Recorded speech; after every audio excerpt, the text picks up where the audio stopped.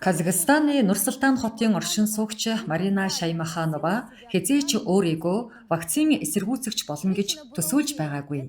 Вакцинжуулалт бол зайлшгүй хэрэгтэй гэж үздэг байсан тэрээр 9 сартай охиндоо Улаанбурхны вакцин тариулсан байна.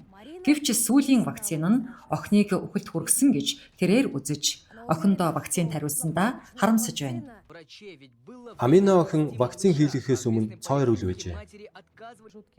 Сарын өмнө эмнэлгээс над руу заалгаж Улаанбурхан улаанууд гахайн хавдрын эсрэг вакцин ирлээ. Вакцина хийлгээрэй гэсэн юм. Энэ нь төлөвлөгөөт бус вакцин гэсэн тул би татгалзсан. Үүнээс нэг сарын дараа охин маань 9 сар хүрэхэд эмнэлгээс дахин залгаж одоо тоглолт вакцина тариулах боллоо гэсэн. Вакцины дараа хүүхэд халуурж уйлгансан. 5 дахь хоногтоо би энэ улам муудаж, амьсгаадсан тул түргэн дуудаж эмнэлэгт хэвтүүлсэн байна. 3 цаг өнгөрсний дараа эмч ирж үзэхэд охины гар хөл хөрсөн, ухаан алдсан байсан тул даруй сэхэн амьдруулах тасаг руу авч явсан. Удалгүй охин нас баржээ. Тэд охины үхлийн шалтгааныг нууж, төрөлхийн зүрхний гажиг байсан хэмээн худлаа мэдүүлжээ. Дараа нь охины эмнэлгийн картыг буцаан өгсөн боловч тэр нь сольж бичсэн өөр карт байв. Түүн дээр 9 сартад нь вакцин хийлгэсэн талаар огт дурдаагүй байсан гэж Марина хэллээ. Казахстаны өнцөг булан бүрээс вакцинжуулалтын дараа нас барсан хүүхдүүдийн тухай төгшүрт мэдээнүүд цовон ирсээр байна.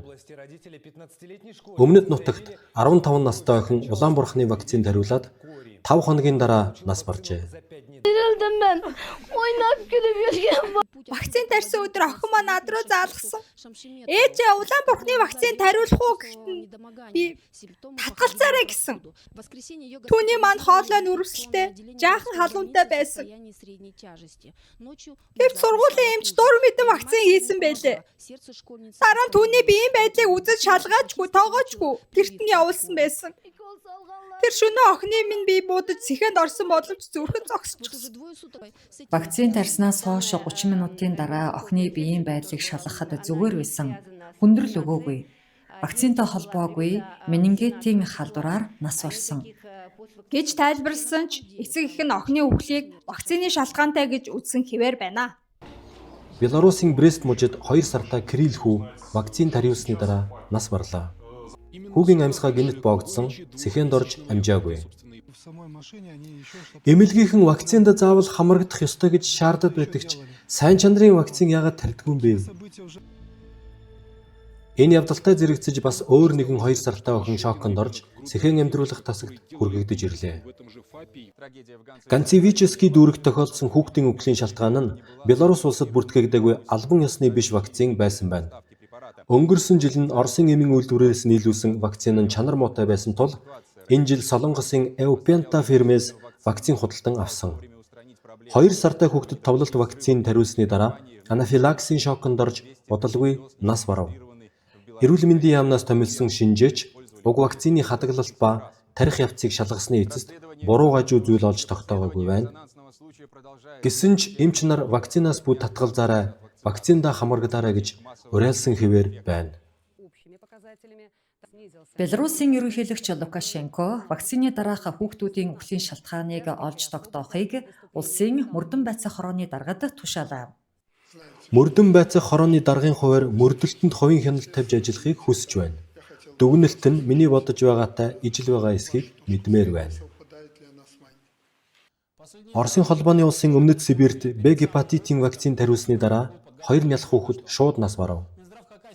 Охин маань 2 сар хүрээд 2 дахь вакцина тариулсан юм. Маргааш өглөө нь охин сэрээгүй.